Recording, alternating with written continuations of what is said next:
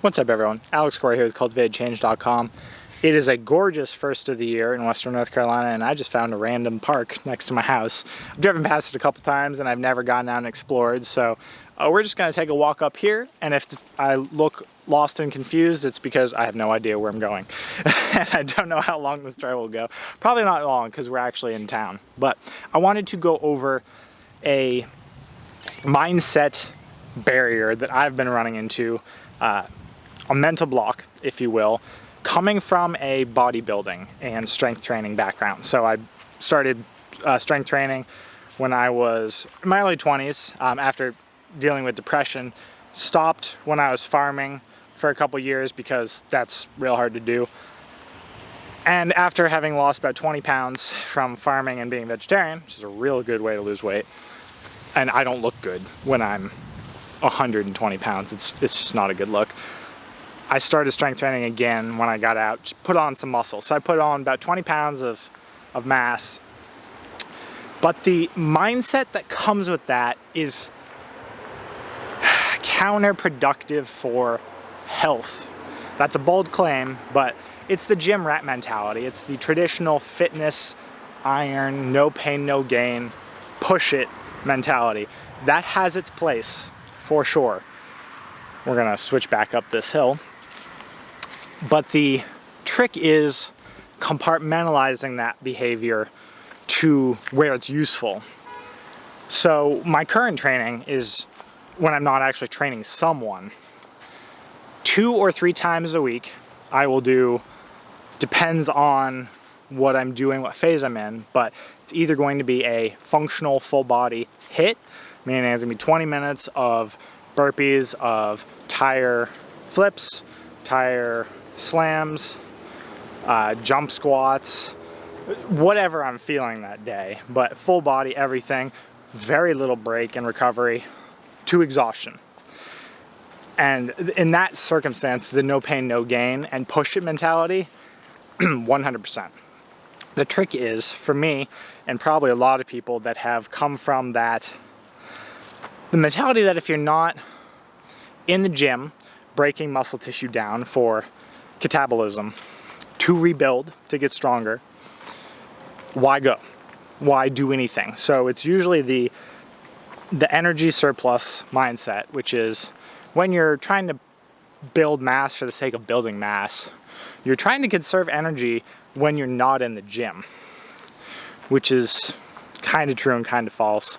Just for putting on muscle, you just need to worry about protein content and sufficient input.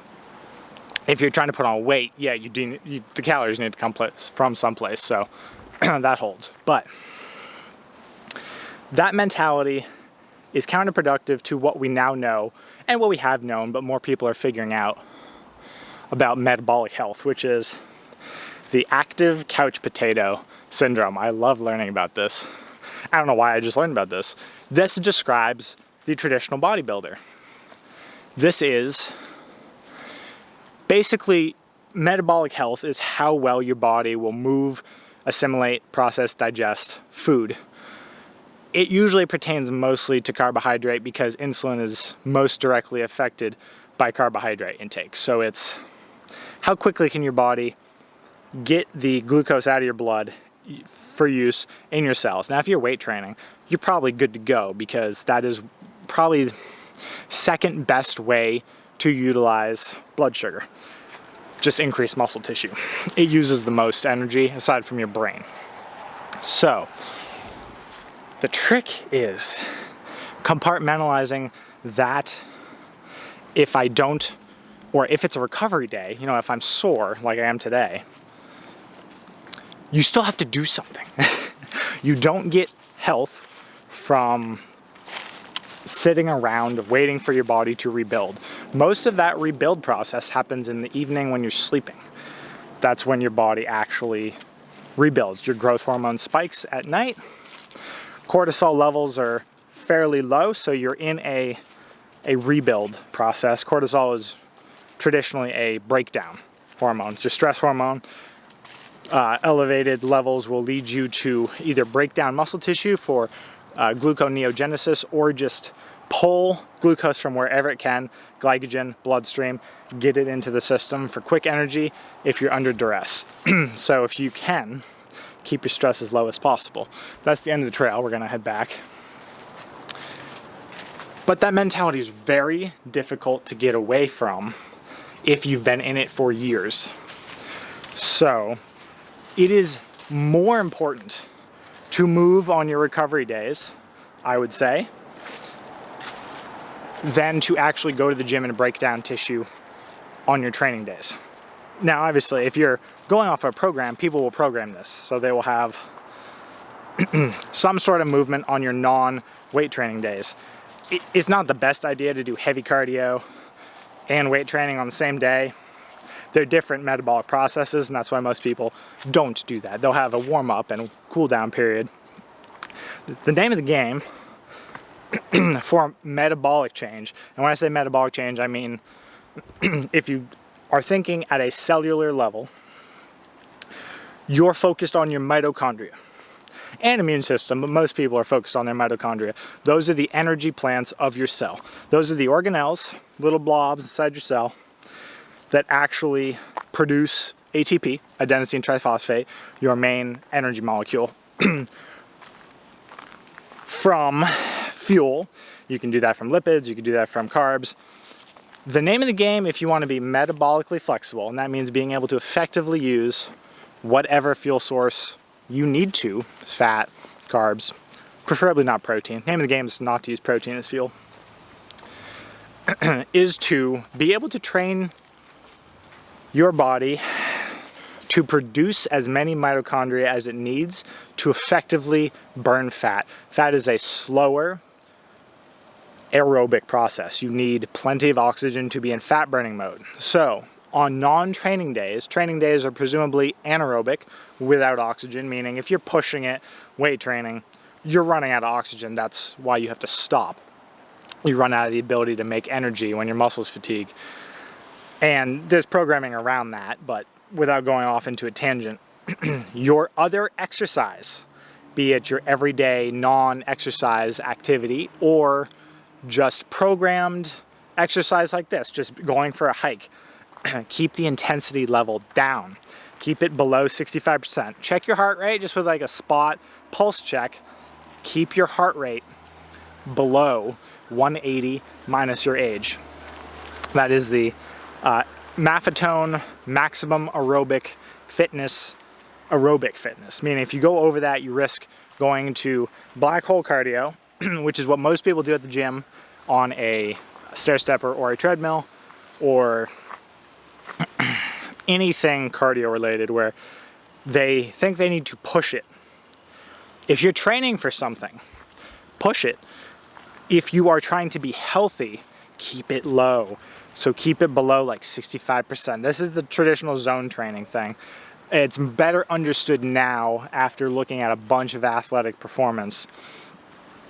Basically, you will burn a mixture of carbohydrate and fat above 65%. Below 65% is your maximum fat burning mode. So if you're trying to lose adipose tissue, fat, and still be fit, muscled, healthy, on your non-training days, do as much low-level aerobic activity as possible. Aerobic meaning you should be able to talk and move at the same time. You don't need to push it. Pushing it should be saved for very specific scenarios if you're training for something or on training specific days. It has its place, but you get the same benefit from it being short and acute, meaning like 20 minutes, 30 minutes, 3 times a week, as you do every day. Your body needs to recover. Your body will get better and adapt to that stress, and you will increase everything, but it comes at a cost of recovery.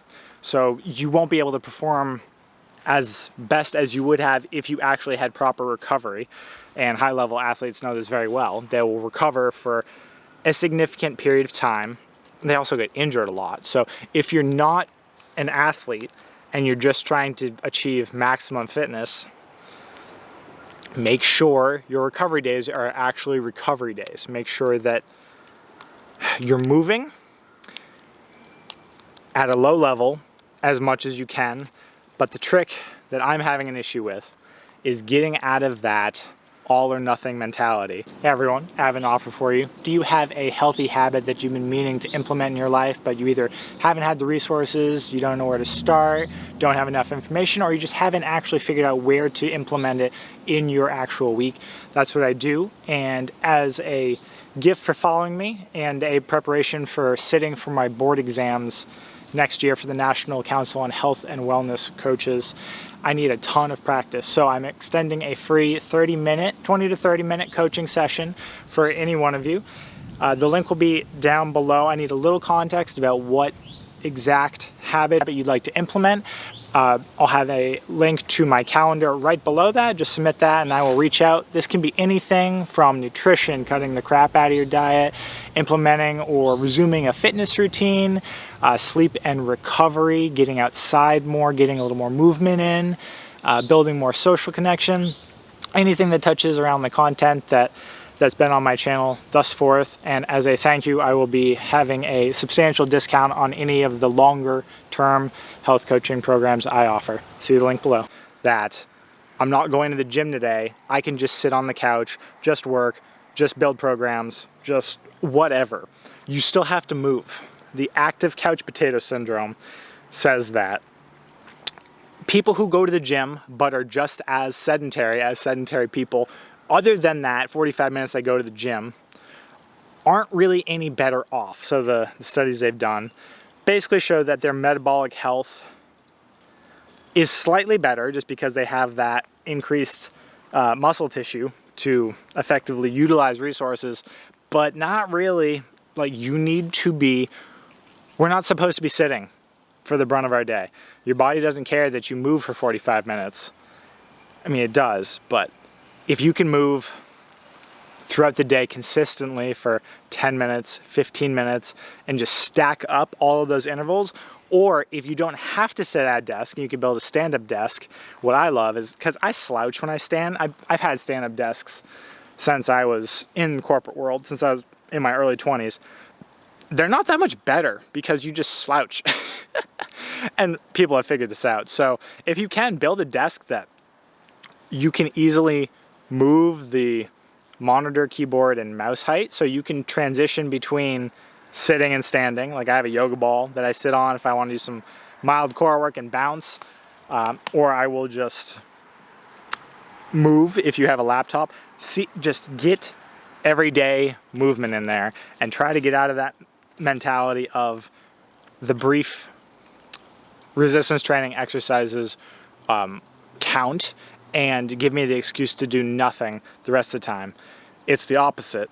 What you do every day at a low level matters far more, but you still definitely need to do those resistance training days 2 to 4 times a week, but allow yourself plenty of recovery. So compartmentalize that acute high-level stress, and the rest of the time incorporate as much fun aerobic activity. Get on a bike, garden, go for a hike, explore new trails like this. Whatever you need to do that fits into your lifestyle, do that. First thing in the morning, get a little movement in when the sun comes up if you can, and as many times throughout the day, on lunch, midway through the afternoon, in the evening, before dinner, better after dinner to help metabolize a lot of that.